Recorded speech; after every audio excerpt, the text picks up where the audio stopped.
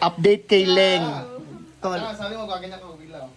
update kay Leng. Ayan guys, medyo okay na siya ngayon. Dito nga medyo naging okay si Leng at nagulat nga kami, biglang naging matino. Sabi namin sa kanya na lumaban lang at nandito lang kaming mga nagmamahal sa kanya. Dito nga kakarating lang namin at talagang inintay niya kami. Gusto niyang abutan namin siya na okay. At kinuwento rin niya sa amin kung ano yung mga nangyayari sa kanya sa tuwing inaatake siya ng sakit niya. Salamat nga pala doon sa mga nag-comment kung ano yung mga dapat namin gawin. Dapat lang talagang ipakita namin sa kanya kung gaano namin siya kamahal. At nangako naman na yung asawa niya na hindi na daw siya i-stressin. Sana naman. Ano pa rin, on-off pa rin yung ano niya.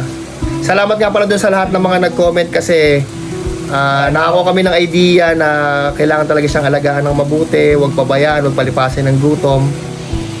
Ang paborito nga pala niya ay sinigang na baka. At saka may nakaganda na siya. Sagad na galit na galit na. Update kay Leng. Pero, dito nga pala guys, sobrang saya niya. Pero nakikitaan na naman namin siya ng sintomas na maaari na naman bumalik yung sakit niya. Pero sabi niya talagang pinipigilan niya na mangyari ulit sa kanya. Dito naisip ko na tanongin siya kung ano ba yung nararamdaman niya. Yun. Ang ganda na ni Leng. May lip tint na.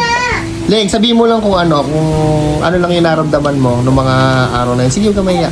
Ha? Sabihin mo lang kung ano yung pakiramdam mo. Nararamdaman ko yung mga araw na yun. Parang tulog lang ako. Tapos Pero mahirap. mahirap. Kasi lumalaban ako. Yun. Pero naririnig ko kayo. Oo.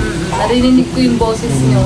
At dito nga napansin ko na parang nag-iiba na naman yung mukha niya. Pero talagang pilit niyang nilalabanan yung nararamdaman niya. Pero ang sabi niya maluwag na daw talaga yung dibdib niya. At nakakahinga na siya ng maluwag. Awa ng Diyos. Thank you, Lord.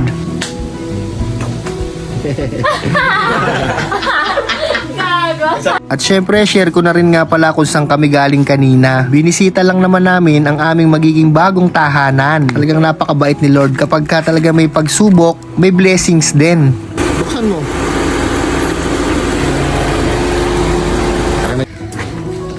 Welcome to Pasinaya. Pasok! Dito nga lang pala yan sa Pasinaya Homes, Barangay Catmon, Santa Maria, Bulacan. Dito tayo gagawa ng mga vlog natin. Plano ko nga unti-unting pagandahin itong bahay namin. Ang sarap para sa pakiramdam yung may masasabi ka talagang may bahay ka na. Malaki siya, tingnan mo. Yung CR, malaki. Diyan nga iniisip ko na kung anong gagawin kong plano dyan. Kung saan ko ba ilalagay yung shower, kung lalagyan ko ba ng flash or ano man.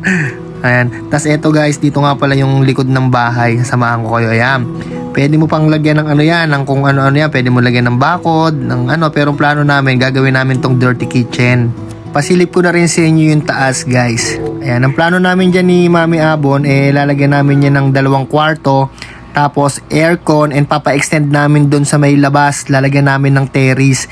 Tapos sa may baba naman, lalagyan namin ng tindahan. At kung nakaabot ka hanggang dito sa video na to, maraming salamat sa'yo. Love you!